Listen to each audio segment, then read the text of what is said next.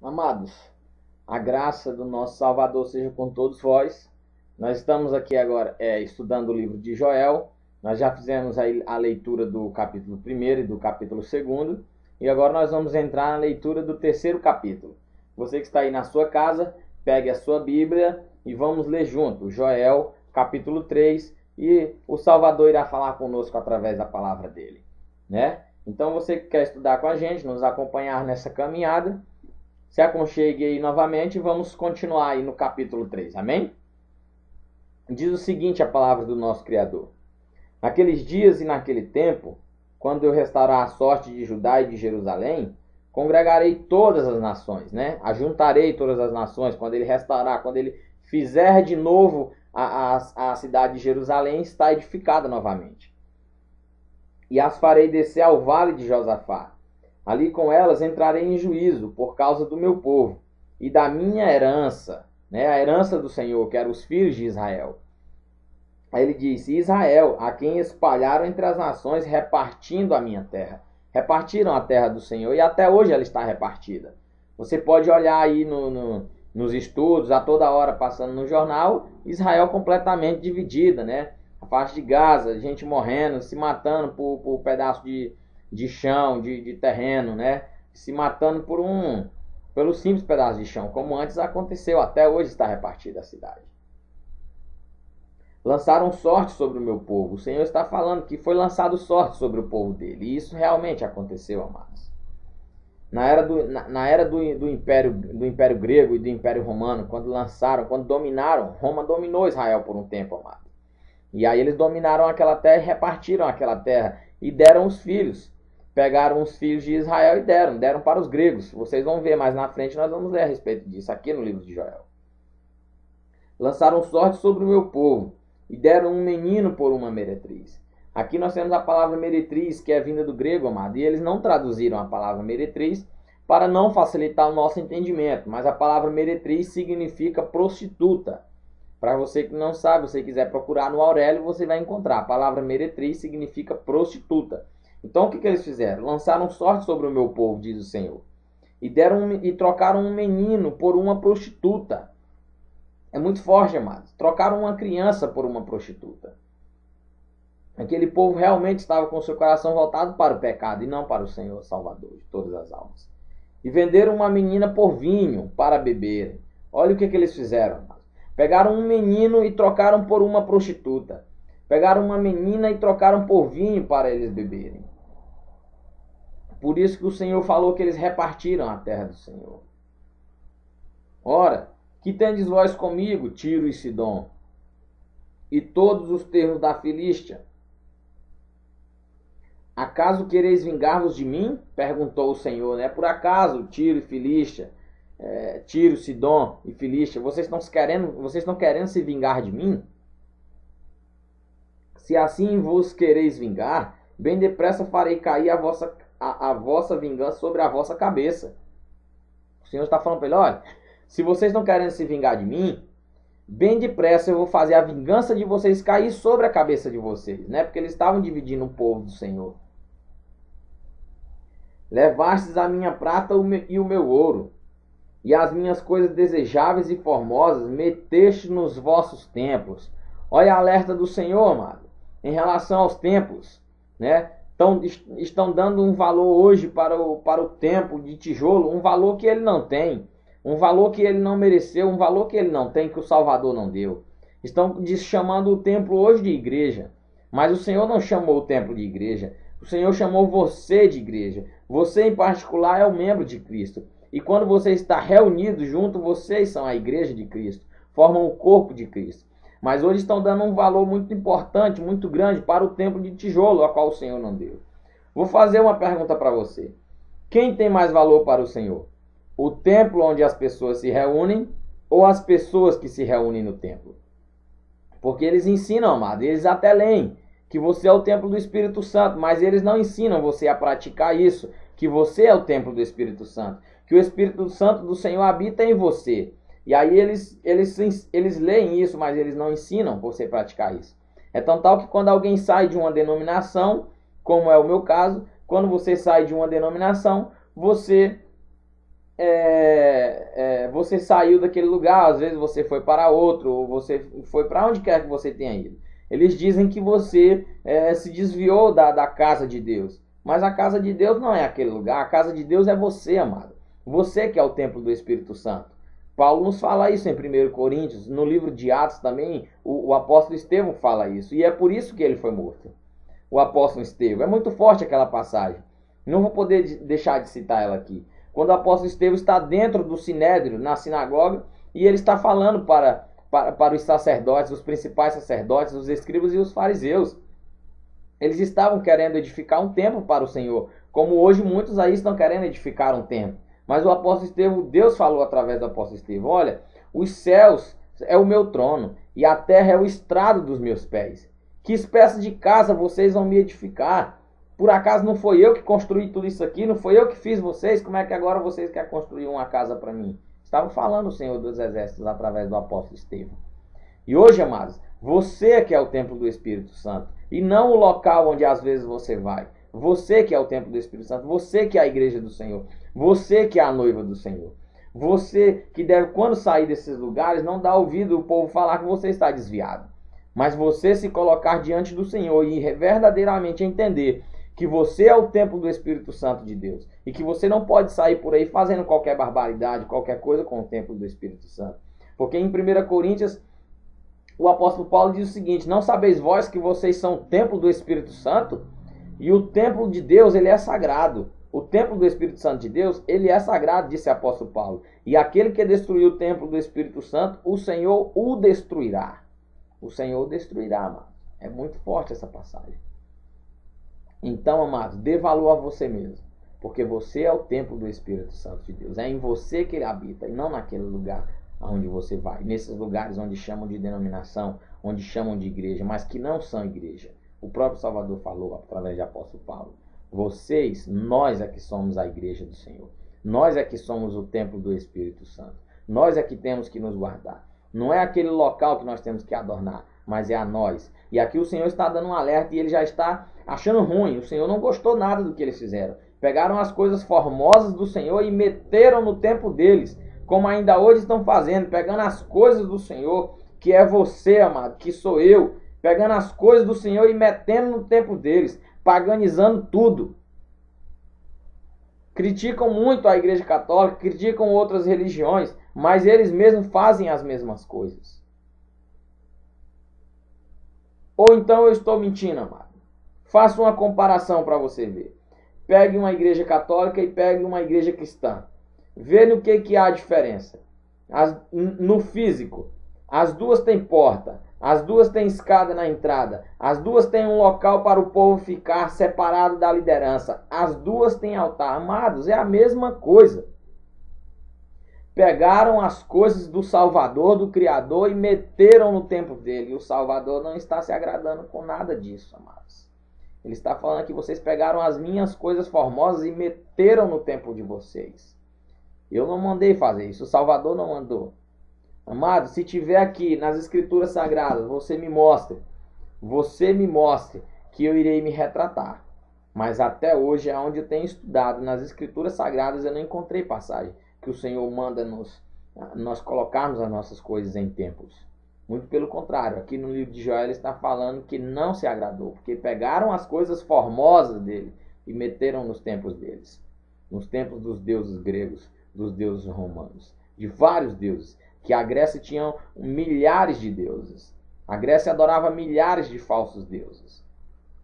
Se nós fôssemos falar aqui os nomes dos deuses gregos, nós iríamos passar um ano inteiro falando, citando o nome de falsos deuses.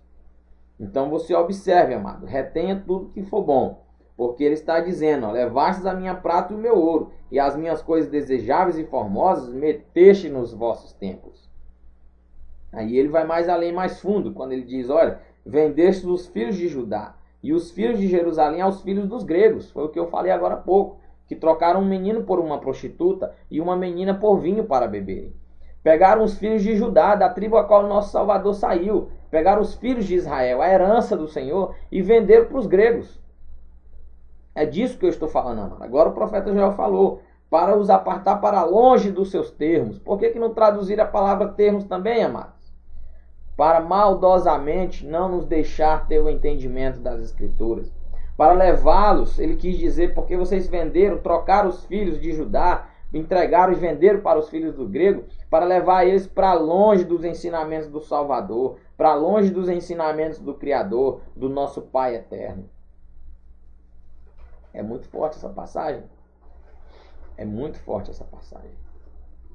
Versículo 7, irmãos. Vede, eu os suscitarei do lugar para onde os vendestes. O Senhor está falando que trará eles de volta daquele lugar, porque o Senhor não queria que eles ficassem naquele lugar tão paganizado que era a Grécia naquela época. Vede, eu vos suscitarei do lugar para onde os vendestes, e farei cair a vossa vingança sobre a vossa própria cabeça. O Senhor vai depositar a vingança deles sobre a própria cabeça deles, amados. Venderei os vossos filhos e as vossas filhas aos filhos de Judá. Olha o que o Senhor iria fazer. Pagar eles com aquela mesma moeda. Porque nessa época aqui, era a época da lei, amados, e não a época da graça. Hoje nós vivemos na época da graça. Se você pecar, o Senhor é fiel e justo para perdoar os seus pecados. Mas que você não fique na permanência do pecado. Porque o apóstolo Paulo diz que aquele que permanece no pecado é filho do diabo. Então você não pode permanecer no pecado. Essa palavra é muito forte e às vezes muito ofensiva, mas é verdade. É o que está escrito na palavra do Senhor. E ele aqui está pagando eles com a mesma moeda, porque aqui era a época da lei. E a lei de Moisés dizia olho por olho e dente por dente. Quem com ferro fere, com ferro será ferido. Mas na graça o Senhor diz, o justo pode cair de 7 vezes, mas de todas elas o Senhor os levantará.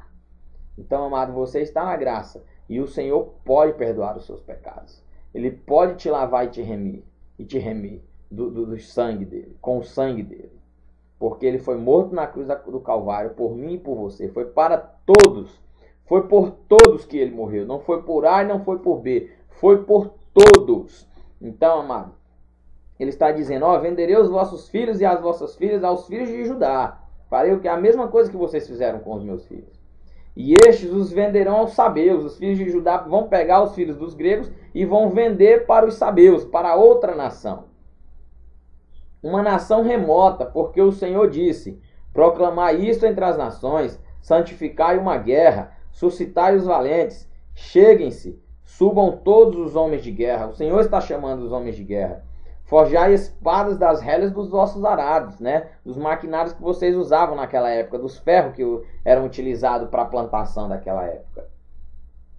E lança das vossas podadeiras. Diga o fraco, eu sou forte.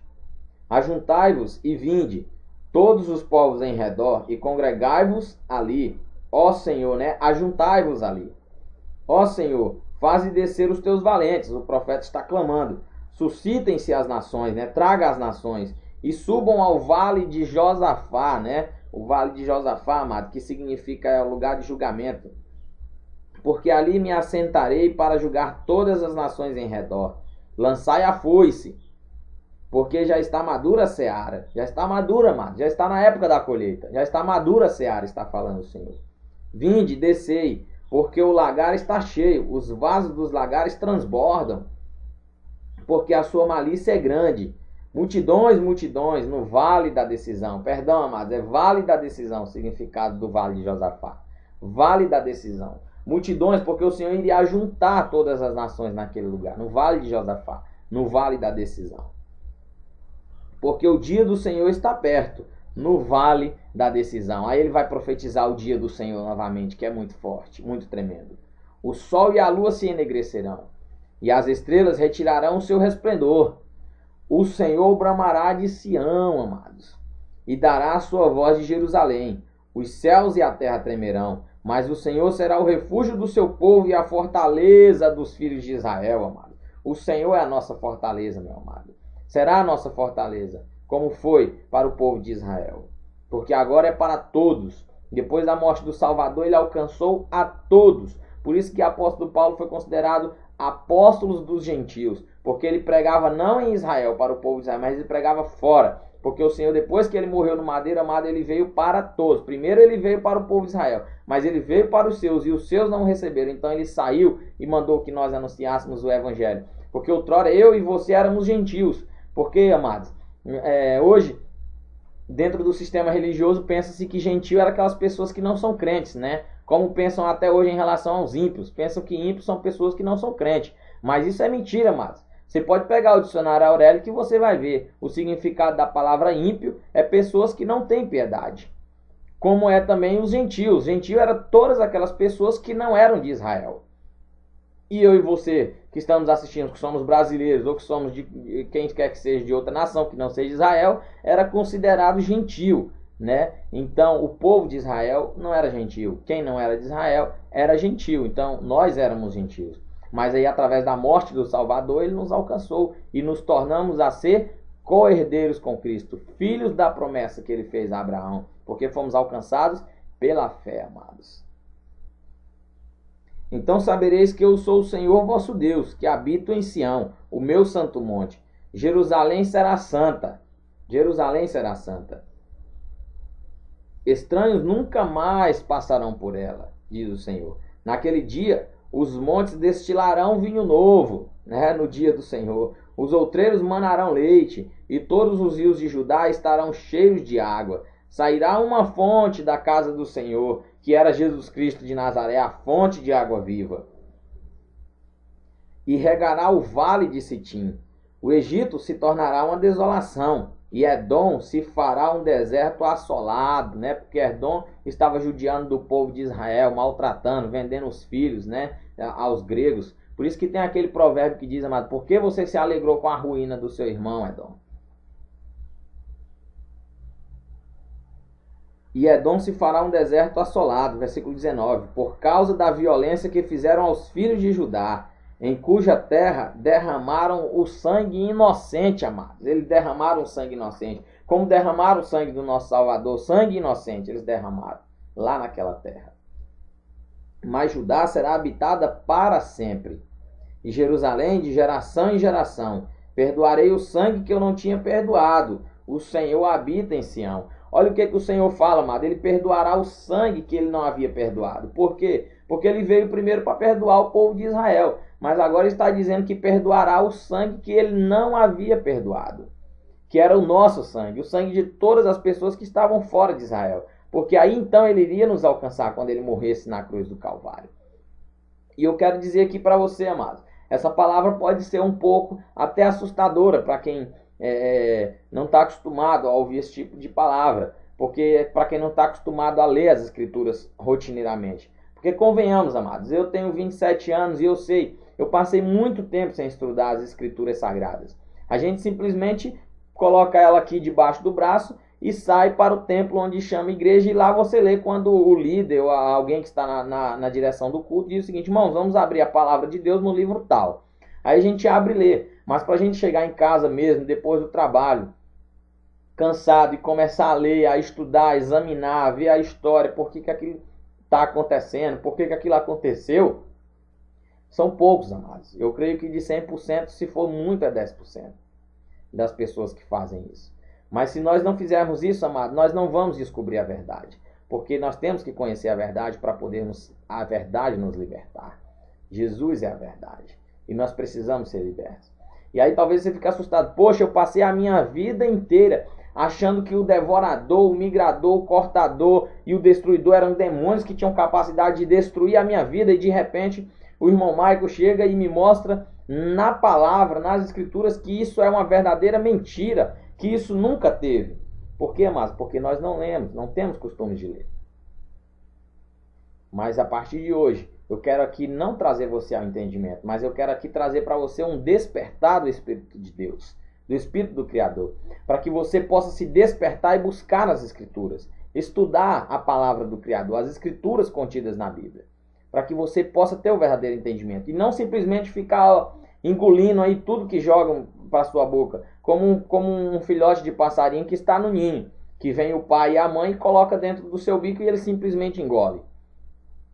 Não é porque, amado, você passou a sua vida inteira aprendendo, sendo ensinado que devorador era um demônio, que poderia acabar com a sua vida material, que isso significa que isso é verdade. Você tem que buscar o fundamento. Você tem que buscar realmente a raiz, da onde aquilo saiu, por que aquilo saiu. Vou contar uma história rápida para você, para a gente encerrar esse vídeo. a história dos meros imitadores. Tinha uma criança que ela chegou para a mãe dela, viu a mãe dele, um garotinho, viu a mãe dele fritando um peixe, e a mãe dele pegava o peixe, cortava o peixe no meio, fritava primeiro uma banda e depois fritava a outra banda. E aí o garotinho viu aquilo e falou assim: mãe, por que quando a senhora vai fritar o peixe, a senhora pega o peixe inteiro, corta o peixe no meio, frita primeiro essa banda e depois frita essa outra banda? E a mãe do garotinho disse o seguinte para ele: meu filho, é porque é assim que frita peixe. Foi dessa forma que eu aprendi a fritar peixe. Eu aprendi isso com a minha mãe, e é assim que é o certo de fritar peixe.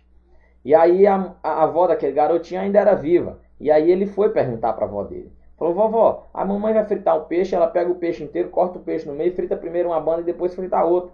E ela disse que aprendeu com a senhora e que o certo é assim. Por que, vovó, que ela frita o peixe assim? E a avó daquele garoto disse assim: meu filho, é porque o certo de fritar peixe é assim. Eu aprendi com a minha mãe que frita peixe é assim. A gente corta o peixe no meio, frita uma banda, depois a outra, e o certo de fritar peixe é assim. E a bisavó daquele rapazinho ainda estava viva. E aí ele foi perguntar para a bisavó: Bisa, por que a mãe e a vovó, quando vai fritar peixe, pega o peixe inteiro, corta o peixe no meio, frita uma banda e depois frita a outra? E elas disseram que o certo é assim, que elas aprenderam com a senhora. Por que o certo é assim?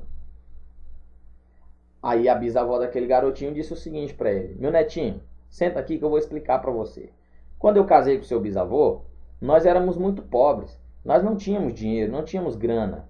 Nós não tínhamos condição de comprar muitas coisas. E aí eu tinha em casa uma frigideirinha pequena, desse tamanhozinho, mais ou menos. E aí eu, quando ia fritar o peixe, eu comprava um peixe inteiro, cortava o peixe no meio, fritava uma banda, depois fritava outra. Porque não cabia o peixe inteiro dentro da frigideira. Só cabia aquele pedaço. E aí elas viram eu fritando o peixe dessa forma, e aí pensaram que o certo de fritar peixe era dessa forma. Mas o fundamento disso tudo é porque a minha frigideira não cabia o peixe. E elas não tiveram a curiosidade de me perguntar isso, e nem eu tive a curiosidade de explicar para elas que não era daquela forma, que elas podiam fritar de qualquer outra forma. Então elas eram, amados, meras imitadores das suas mães, porque aprenderam daquela forma, que vieram de geração em geração aprendendo daquela forma, mas não significava que aquilo era o certo. Aquilo era uma tradição, mas não significava que era o certo. Então eu peço a você, amado, que também você não seja um mero imitador. Que você não saia por aí simplesmente imitando tudo que você vê os outros fazer, mas que você examine as Escrituras e retenha aquilo que for bom, que o Salvador revelar para você. Para que você não fique simplesmente engolindo. Porque, amados, você não é porco para simplesmente ficar recebendo comida, preso em um aprisco e simplesmente ficar recebendo comida. Não. Você é a igreja do Salvador. Você é membro da igreja do Salvador. Faça acontecer o ministério do Salvador. Ide por todo o mundo e pregai o evangelho a toda criatura. Se você não pode ir pessoalmente, amado, ore. Existem pessoas necessitando da nossa oração. Você pode salvar pessoas, mas também pratique o amor ao próximo. O mandamento principal do Senhor. O próprio Salvador falou no livro de Mateus a respeito das tradições, de ficar simplesmente imitando. Ele disse: olha, sacerdotes, por causa da vossa tradição, vocês adulteram a palavra do Criador. Por causa da vossa tradição. Então, amados, eu quero dizer para você que a sua tradição, aquilo que você aprendeu desde o início, não é mais importante do que a palavra do Salvador.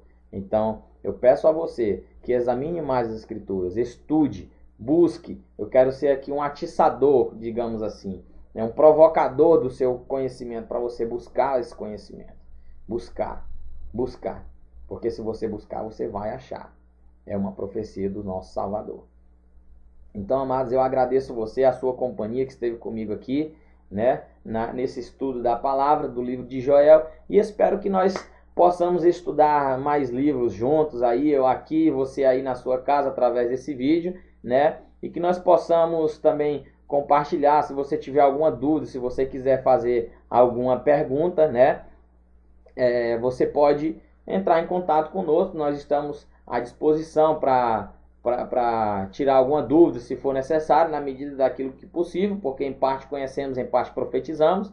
Desde já queremos pedir perdão se erramos em alguma parte, justamente por isso, porque conhecemos somente em parte, mas vai chegar o dia em que veremos face a face. Então, se você tiver, você pode você pode nos enviar um e-mail, né? O nosso e-mail é falandoaverdade@hotmail.com. falandoaverdade@hotmail.com. Você pode nos enviar um e-mail que nós iremos responder assim que possível. E também queremos compartilhar com os irmãos, se os irmãos tiverem alguma ministração de Deus, né, uma ministração da palavra, conhecimento mesmo das Escrituras, os irmãos enviem para nós também, ficaremos felizes em receber. Amém? Fique com Deus, muito obrigado pela sua companhia. Até o próximo estudo que nós iremos fazer aí das Escrituras Sagradas do nosso Salvador. Fiquem na graça do nosso Salvador. Amém.